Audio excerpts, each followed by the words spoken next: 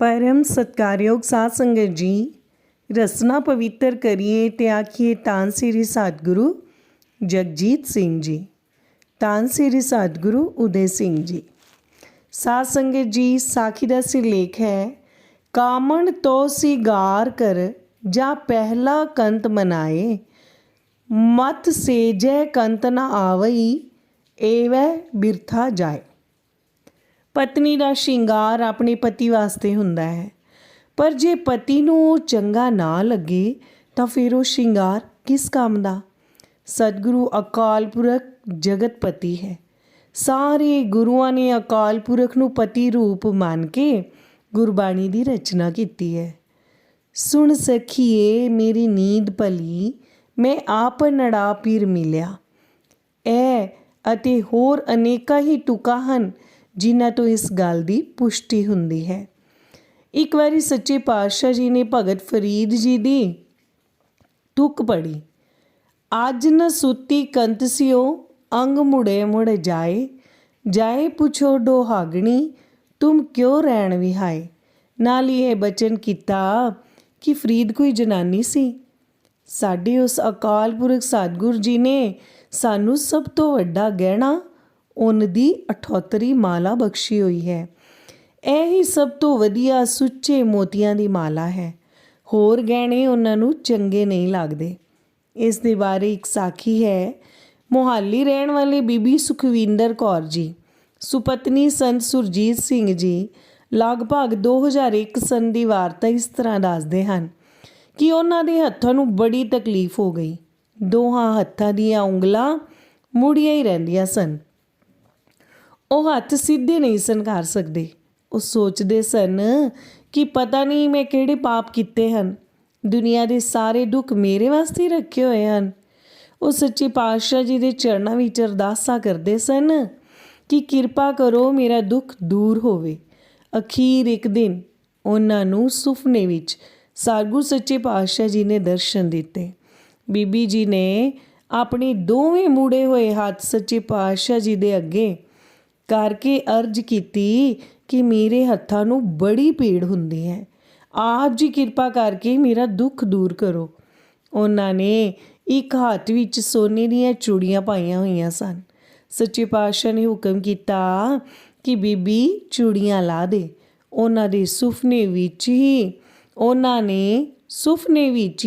चूड़ियां लाउण दी कोशिश की, पर वो नहीं सन लथदियां। सच्चे पातशाह जी ने हुक्म किया कि चल बाद विच ला दई। इस तो बाद सच्चे पातशाह जी अलोप हो गए। सवेरे उठ के बीबी जी पहलां ते भुल गए। फिर जदों उन्होंने याद आया कि सच्चे पातशाह जी ने मैनू चूड़ियां लाउण दा हुक्म किया है, तो उन्हां वो चूड़ियां ला के अलमारी विच सुट्टण वाली गल की। उस तो थोड़े दिनों बाद उन्हां दी पीड़ आपे ही ठीक हो गई। उन्होंने सोचा कि चूड़ियां तो नहीं पाउणियां, मैं दूसरे हत्थ विच सोने का कड़ा पा लैंदी हाँ। सो उन्होंने सोने का कड़ा पा लिया। उन्होंने उस हत्थ के गुट ते पीड़ होने लग पई। उन्होंने समझ आ गई कि ये पीड़ तां हुई है कि मैं कड़ा पाया होया है। उन्होंने वो कड़ा ला दिता अते पीड़ भी ठीक हो गई। सतगुरु जी ने जिस ते किरपा करनी होवे उसनूं उसकी गलती का एहसास करा देंदे हन। बीबी जी हुण चूड़ियां नहीं पाउंदे। धन धन हन किरपा निधान दया दे सागर गरीब निवाज अकाल पुरख सतगुरु जगजीत सिंह जी सच्चे पातशाह। एक होर साखी है छोटी जही। कबीर जिस मरने ते जग डरै, मेरे मन आनंद मरने ही ते पाईए पूरन परमानंद। 1991 सन विच जदों सच्चे पातशाह साधु जगजीत सिंह जी नूं आस्ट्रेलिया विखे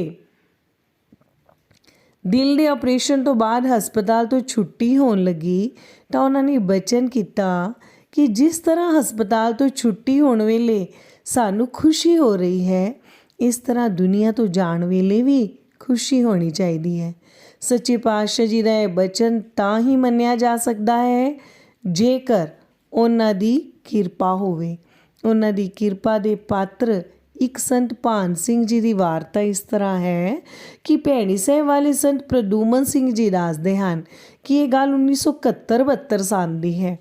ਪਿੰਡ ਰਾਣੀਆਂ ਜ਼ਿਲ੍ਹਾ ਸਰਸਾ ਦੇ ਰਹਿਣ ਵਾਲੇ ਉਹਨਾਂ ਦੇ ਪਿਤਾ ਸੰਤ ਭਾਨ ਸਿੰਘ ਜੀ ਨੇ ਅੰਮ੍ਰਿਤ ਵੇਲੇ 2-3 ਵਜੇ ਉੱਠ ਕੇ ਇਸ਼ਨਾਨ ਕਰਕੇ ਨਿਤਨੇਮ ਕੀਤਾ, ਬਾਣੀਆਂ ਦਾ ਪਾਠ ਕੀਤਾ ਅਤੇ ਪ੍ਰਸ਼ਾਦਾ ਛਕਿਆ।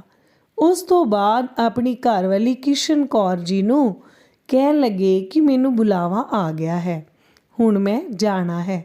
ਉਹਨਾਂ ਨੇ 2 ਸਿੱਖਾਂ ਦੇ ਨਾਂ ਲੈ ਕੇ ਆਖਿਆ ਕਿ ਤੂੰ ਜਾ ਕੇ ਉਹਨਾਂ ਨੂੰ ਬੁਲਾ ਲਿਆ। ਜਦੋਂ ਦੋਵੇਂ ਸਿੱਖ ਆ ਗਏ ਤਾਂ ਸੰਤਾਂ ਨੇ ਉਹਨਾਂ ਨੂੰ ਆਖਿਆ ਕਿ ਸੱਚੇ ਪਾਤਸ਼ਾਹ ਜੀ ਜੀਵਨ ਨਗਰ ਤੋਂ ਚੱਲ ਪਏ ਹਨ, ਤੁਸੀਂ ਦੋਵੇਂ ਜਣੇ ਰਸਤੇ ਵਿੱਚ ਆਉਂਦੇ ਦੋਹਾਂ ਮੋੜਾਂ 'ਤੇ ਖੜੇ ਹੋ ਜਾਓ ਤਾਂ ਕਿ ਸੱਚੇ ਪਾਤਸ਼ਾਹ ਜੀ ਕਿਸੇ ਦੂਸਰੇ ਪਾਸੇ ਨਾ ਚਲੇ ਜਾਣ। ਉਹਨਾਂ ਦੇ ਜਾਣ ਤੋਂ ਬਾਅਦ ਥੋੜ੍ਹੇ ਚਿਰ ਪਿੱਛੋਂ ਸੱਚੇ ਪਾਤਸ਼ਾਹ ਜੀ ਪਹੁੰਚ ਗਏ। ਸੰਤਾਂ ਨੇ ਘਰਵਾਲੀ ਨੂੰ ਆਵਾਜ਼ ਮਾਰੀ ਕਿ ਸੱਚੇ ਪਾਤਸ਼ਾਹ ਜੀ ਆਏ ਹਨ, ਆਸਣ ਵਿਛਾ। ਉਹਨਾਂ ਨੇ ਆਸਣ ਵਿਛਾਇਆ ਤੇ ਸੱਚੇ ਪਾਤਸ਼ਾਹ ਜੀ ਆਸਣ 'ਤੇ ਬੈਠ ਗਏ। ਪਿੰਡ ਦੇ ਲੋਕੀ ਵੀ ਦਰਸ਼ਨ ਕਰਨ ਆ ਗਏ, ਜਿਹੜੇ 2 ਸਿੱਖ ਗਏ ਸਨ ਉਹ ਵੀ ਆ ਗਏ। ਸੰਤਾਂ ਨੇ ਮੱਥਾ ਟੇਕਿਆ ਅਤੇ ਸੱਚੇ ਪਾਤਸ਼ਾਹ ਜੀ ਨਾਲ ਕੁਝ ਬਚਨ ਕੀਤੇ। ਉਸ ਤੋਂ ਬਾਅਦ ਜਾ ਕੇ ਮੰਜੇ 'ਤੇ ਲੰਮੇ ਬਹਿ ਗਏ ਅਤੇ ਸਰੀਰ ਉਹਨਾਂ ਨੇ ਤਿਆਗ ਦਿੱਤਾ। ਉਹ ਕਹਿੰਦੇ ਹੁੰਦੇ ਸਨ ਕਿ ਮੈਂ ਸੱਚੇ ਪਾਤਸ਼ਾਹ ਜੀ ਦੇ ਚਰਨਾਂ ਵਿੱਚ ਹੀ ਸਰੀਰ ਤਿਆਗਣਾ ਹੈ।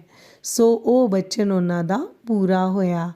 ਧੰਨ ਹਨ ਸਤਿਗੁਰੂ ਜੀ ਅਤੇ ਧੰਨ ਹਨ ਉਹਨਾਂ ਦੇ ਪਿਆਰ ਦੇ ਪਾਤਰ ਸਿੱਖ। ਆਓ ਅਸੀਂ ਵੀ ਸਤਿਗੁਰੂ ਜੀ ਕੋਲੋਂ ਇਹੋ ਜਿਹੀ ਕਿਰਪਾ ਦੀ ਮੰਗ ਕਰੀਏ। ਕਬੀਰ ਮਰਤਾ ਮਰਤਾ ਜਗ ਮੁਆ, ਮਰ ਵੀ ਨਾ ਜਾਣਿਆ ਕੋਈ, ਐਸੀ ਮਰਨੀ ਜੋ ਮਰੈ, ਬਹੁਰ ਨਾ ਮਰਨਾ ਹੋਏ। ਧੰਨ ਧੰਨ ਹਨ ਅਕਾਲ ਪੁਰਖ ਸੱਚੇ ਪਾਤਸ਼ਾਹ ਸਤਿਗੁਰੂ ਜਗਜੀਤ ਸਿੰਘ ਜੀ। ਸਾਡੀ ਉਹਨਾਂ ਦੇ ਚਰਨਾਂ 'ਤੇ ਕੋਟੀ ਨਮਸਕਾਰ ਹੈ। ਧੰਨ ਸ੍ਰੀ ਸਤਿਗੁਰੂ ਜਗਜੀਤ ਸਿੰਘ ਜੀ।